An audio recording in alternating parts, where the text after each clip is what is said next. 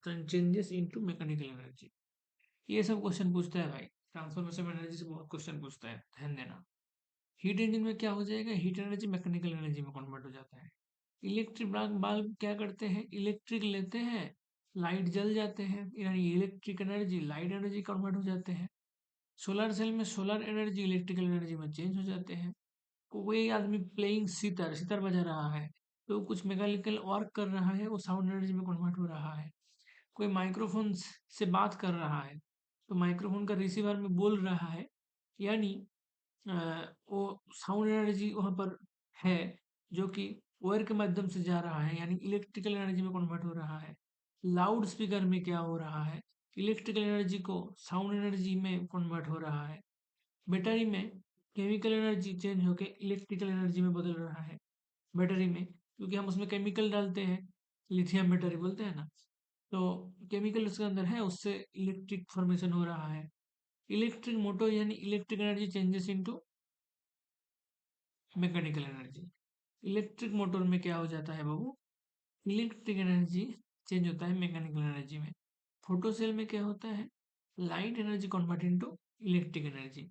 ये photo cell का use इस्तेमाल हम लोग कहाँ पर करते हैं, सोलर प्लेट में करते हैं। सोलर जो प्लेट होता है ना, सोलर प्लेट, उसमें फोटो सेल रहता है, वही तो लाइट एनर्जी को इलेक्ट्रिकल एनर्जी का कन्वर्ट करते हैं। डायनामो में क्या होते हैं, हम लोग मैकेनिकल एनर्जी का पेट्रोल वगैरह के द्वारा मैकेनिकल एनर्जी प्रोड्यूस करते हैं, जिससे इलेक्ट्रिक बनता है, तभी तो हम उसी इलेक्ट्रिक को इस्तेमाल करते हैं जब लाइट कट ऑफ हो जाता है। अच्छा जी, इतना तो हो गया। अब बढ़ेंगे ग्रेविटेशन, पढ़ा जाए। It is the force of mutual attraction between any two objects by virtue of their mass. Greater the mass, smaller the separation, greater is the force of attraction. ये इंपॉर्टेंट बात हो जाता है यहाँ पर।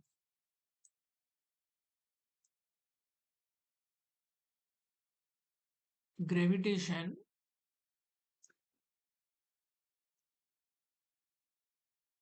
G proportional to m1 m2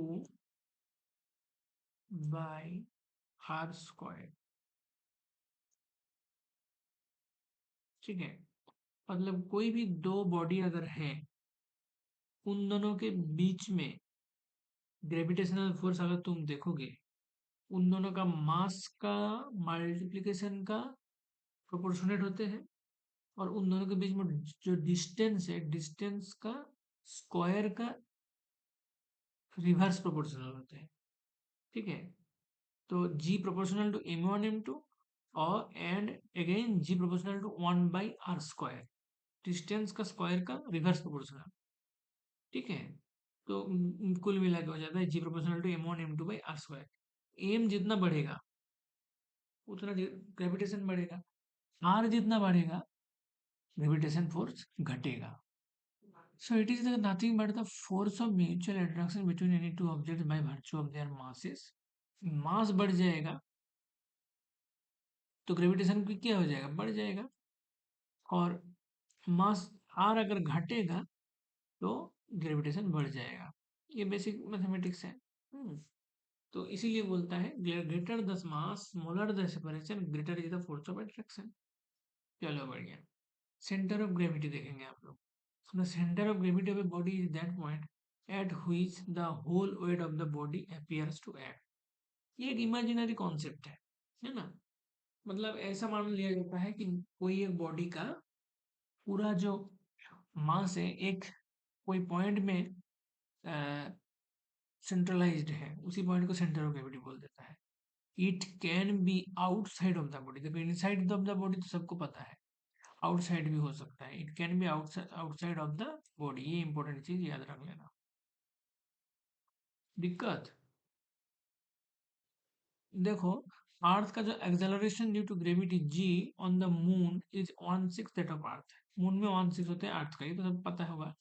eight the centre of gravity of the earth the value of gravitational acceleration becomes zero, ठीक है। अर्थ भी तो एक अ, क्या बोलते हैं, एक ऑब्जेक्ट है, उसका भी तो सेंटर ऑफ ग्रेविटी होगा। तो उसका जो सेंटर ऑफ ग्रेविटी होगा, वहां पर तुम अगर देखने जाओगे, ग्रेविटेशन एक्सेलरेशन यानी एक्सेलरेशन ड्यू टू ग्रेविटी, ये हो जाएगा, जीरो हो जाएगा। और एक्सेलरेशन ड्यू टू ग्रेविटी को हम जी से डिनोट करते हैं, स्मॉल जी, तो ये हो जाएगा जीरो। कहाँ पर? At the centre of the at the centre of gravity of the earth, value of acceleration due to gravity is zero, यानी जी इक्वल्स टू जीरो। तुमको क्वेश्चन पूछेगा g is equal to zero is in, option में click मारना है, कहाँ पर? Click मारना है centre of gravity of earth. The value of g is maximum at pole, value of g is minimum at equator. ये सब चीज बहुत गंदे तरीके से याद रखना भाई साहब, पूछता है, गंदे तरीके से इनको दिमाग में डाल देना कि जो भी जी का वैल्यू वो बहुत ज्यादा पोल में होता है और बिल्कुल मिनिमम होता है इक्वेटर में। Value of g also vary due to rotation of earth, है ना? रोटेशन ऑफ अर्थ के कारण भी वैल्यू ऑफ जी वेरी करते हैं। अच्छा, अब हम लोग देखेंगे mass and weight. Mass is the quantity which measures the inertia of a body, ठीक है? Mass is the quantity which measures the inertia of a body. The weight of an object is the force with which it attracted towards earth। ये तो बहुत simple सी बात है। मास और wait में कई लोग गड़बड़ कर देते हैं, एक समझ जाते हैं, लेकिन ऐसा बात नहीं है। मास वो क्वांटिटी हो जाता है which measures the inertia of the body, हालांकि वेट हो जाता है वो फोर्स जो कि जिसके द्वारा पृथ्वी उस कोई भी मतलब ऑब्जेक्ट को अपने तरफ खींचते हैं, उस फोर्स का नाम है वेट। और weight of an astronaut in spaceship is zero because value of g is equal to zero. मतलब जैसे मान लो अ, कोई भी एक ऑब्जेक्ट है, ये मान लो, इमेजिनरी मान लो कि एक टेबल पे ऊपर रखा हुआ है, ये ऑब्जेक्ट टेबल के ऊपर रखा हुआ है, ठीक है, ये टेबल है, तो इसको ग्रेविटेशन के कारण नीचे खींच के रखा है ना। इसका अगर मास एम है तो जो फोर्स इसको नीचे तरफ खींच रहा है ड्यू टू ग्रेविटी, ये फोर्स हो जाएगा m into g. G means acceleration due to gravity. और ये m equal to m g वाला जो कॉन्सेप्ट है, यही हो जाता है इसका वेट। यही हो जाता है क्या? वेट, ठीक है। दिक्कत यही हो जाता है इसका वेट। तो भाई साहब, अगर कोई एस्ट्रोनॉट स्पेसशिप में है तो उसको कौन खींचेगा? वहां पर तो ग्रेविटी है ही नहीं। यानी F equal to m m g वाला फॉर्मूला अगर हम लोग देखेंगे तो उसमें एस्ट्रोनॉट एस्ट्रोनॉट स्पेसशिप में है, यानी जी उनका जीरो है। तो zero equal to m equal to zero, यानी फोर्स जीरो, उसके ऊपर कोई फोर्स काम ही नहीं कर रहा है। तो इसीलिए वो देखना, जो एस्ट्रोनॉट स्पेसशिप में रहते हैं वो कैसे रहते हैं, वो तैरते रहते हैं एयर में, क्योंकि भाई ग्रेविटी नहीं है, कौन नीचे खींचेगा? ना वो बैठ पाएगा, ना वो सो पाएगा, ना कुछ कर पाएगा, है ना? पानी तक नहीं पी पाता है। चलो, weight of an object is zero at earth centre. Earth centre में हम लोग देखे थे जी जीरो होते हैं, तो जी जीरो है, इसका मतलब एम जी भी जीरो, यानी weight of the object also zero in earth, earth का सेंटर ऑफ ग्रेविटी में, ठीक है। अच्छा, सैटेलाइट हम लोग अभी नहीं पढ़ेंगे, नेक्स्ट वीडियो में पढ़ेंगे। जल्दी जल्दी एक बार रिकैप करेंगे जो भी हम लोग पढ़े हैं। सबसे पहले हम लोग फ्रिक्शन पढ़ रहे थे, और फ्रिक्शन में क्या देख रहे थे कि whenever surface of the body slides over the surface of another body, each body मतलब दोनों exerts a frictional force on another, और इसका डायरेक्शन हो जाता है parallel to the surface in contact. Friction is a self adjusting force, ये मैं बोला था कि भाई इसको एज इट इज याद रख लेना, पूछ सकता है। Friction is a self adjusting force. Friction के कारण हम लोग चल पाते हैं। फ्रिक्शन के कारण क्या होते हैं? Transfer of motion from one part of the machine to other but through belt is possible due to friction. Brake works on the basis of friction. Friction नहीं होता तो हमारा ब्रेक सिस्टम भी काम नहीं करता, चाहे कितना भी डिस्क ब्रेक लगा लो अपना गाड़ी में। वर्क पावर एनर्जी में हम लोग सबसे पहले वर्क देखे थे। वर्क मतलब क्या होता है, जब भी कोई बॉडी डिस्प्लेस्ड होता है ड्यू टू अप्लाइड फोर्स, ठीक है, तब हम लोग क्या बोलते हैं, in the direction of the applied force work done is done, work is done, ठीक है। W is equal to F S हम लोग बार बार बोले हैं। Work done may be positive, may be negative, may be zero. F S से ही पता चल रहा है कि वर्क डन का यूनिट हो जाएगा न्यूटन मीटर। न्यूटन मीटर को जूल भी बोला जाता है ना। और इसका सीजीएस यूनिट हो जाता है आर, और ये एक स्केलर क्वांटिटी हो जाता है। पावर में हम लोग पता चला कि work done per unit time power होते हैं, और ऐसे भी बोल सकते हैं rate of work done is called power. Power का एक्चुअल अगर फॉर्मूला देखा जाए तो वाट, वर्क डन बाय टाइम यानी जूल पर सेकंड है, और उसी जूल पर सेकंड को हम लोग वाट के नाम से जानते हैं। और एक बड़ा यूनिट होता है पावर का जिसको हम हॉर्स पावर बोलते हैं। एक हॉर्स पावर मतलब हो जाता है 746 वाट। किलो मतलब 10⁻³ वाट, मेगा मतलब 10⁻6 वाट, किलो वाट आवर। लेकिन पावर का यूनिट नहीं होता है, ये एनर्जी का होता है। क्यों होता है मैंने डिस्कस किया है ऑलरेडी। तो इसको हम कैलकुलेट करके निकल भी सकते हैं कि भी कितना इसमें एनर्जी आते हैं। तो ये इतना अमाउंट ये याद रखने का जरूरत नहीं है, कैलकुलेट कैसे करना है मैं बता दिया है, ठीक है। तो जूल में हम लोग ये एनर्जी को देख सकते हैं। एनर्जी के बारे में क्या देखे हैं, कैपेसिटी ऑफ डूइंग वर्क को हम लोग बोल देंगे एनर्जी। भाई मैंने ये बताया कि तुमके अंदर एनर्जी रहेगा तुम्हारे अंदर तभी ना तुम काम करोगे। Capacity of doing work is called energy. Energy का जो यूनिट है सेम टू सेम किसके साथ होते हैं, सिमिलर वर्क के साथ सिमिलर होते हैं,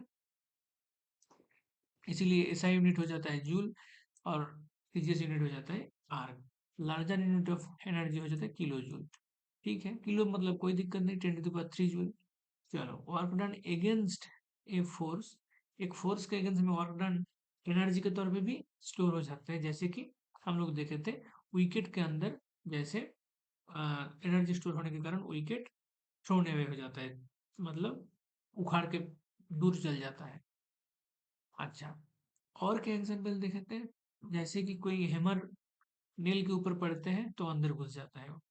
काइनेटिक एनर्जी क्या होता है, it is possess by an object due to its motion. Potential energy क्या होते हैं, energy possess by body due to change in position और चेंज इन शेप, दोनों। Motion body in, if a body in motion it acquires kinetic energy. चलो, transformation energy हम लोग heat engine में क्या देखे थे, हीट एनर्जी से mechanical energy. Electric bulb, electric energy to light energy. Solar cell, solar energy, electrical energy. Sitar, musical instrument यानी mechanical energy से साउंड एनर्जी। माइक्रोफोन, माइक्रोफोन में क्या है, sound energy, electrical energy. Loud speaker, electrical energy, sound energy. Battery, chemical energy, electrical energy. Electric motor, electric energy to electrical motor, मतलब क्या है, electrical energy to mechanical energy, है ना। Electric motor मतलब electrical energy to mechanical energy. Photo cell में, photo cell कहाँ पर रहते हैं, मैं बोला था सोलर प्लेट में। तो फोटो सेल क्या करेगा, लाइट एनर्जी को इलेक्ट्रिकल एनर्जी।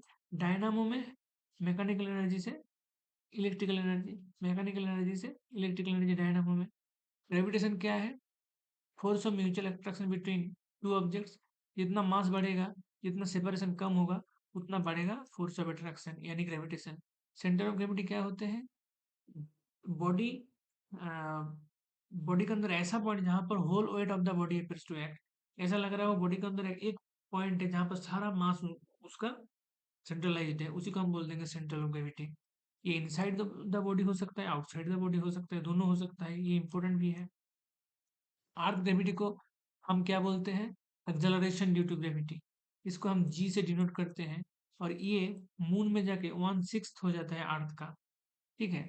और centre of gravity of, centre of gravity में जी इजिकल टू जीरो हो जाता है, acceleration due to gravity zero हो जाता है। और जी का मैक्सिमम वैल्यू देखने को मिलता है पोल में, और मिनिमम देखने को मिलता है इक्वेटर में। और जी का वैल्यू वेरी करता है अर्थ के रोटेशन के कारण से भी। मास और वेट अलग अलग कॉन्सेप्ट है। मास मतलब quantity which measures the inertia of the body, हालांकि वेट क्या हो जाता है, force which is attracted towards the earth, जिस फोर्स से अर्थ उसको कोई मटेरियल को अपने तरफ खींचते, उसी फोर्स को हम बोल देंगे weight. Weight of an astronaut in space is zero, क्यों होता है वो भी बताया मैंने, क्योंकि भाई जी जीरो होता है स्पेस में, तो एम जी भी जीरो हो जाएगा, एम फोर्स भी जीरो हो जाएगा, तो वेट भी जीरो हो जाएगा। Wait of an object zero हो जाएगा अर्थ सेंटर में, क्योंकि अर्थ का सेंटर में क्या होता है, अर्थ का सेंटर ऑफ ग्रेविटी, और अर्थ का सेंटर ऑफ ग्रेविटी में जी क्या होता है, जीरो। जी जीरो है तो एम जी भी जीरो, यानी फोर्स भी जीरो, यानी वेट भी जीरो। इसीलिए wait of an object is zero at the earth centre. क्यों? कारण है जी जी इक्वल टू जीरो। ठीक है,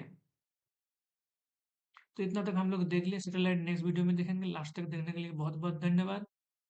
stay tuned, stay updated, please hit the like button, subscribe to GK vendor. Radhe Radhe.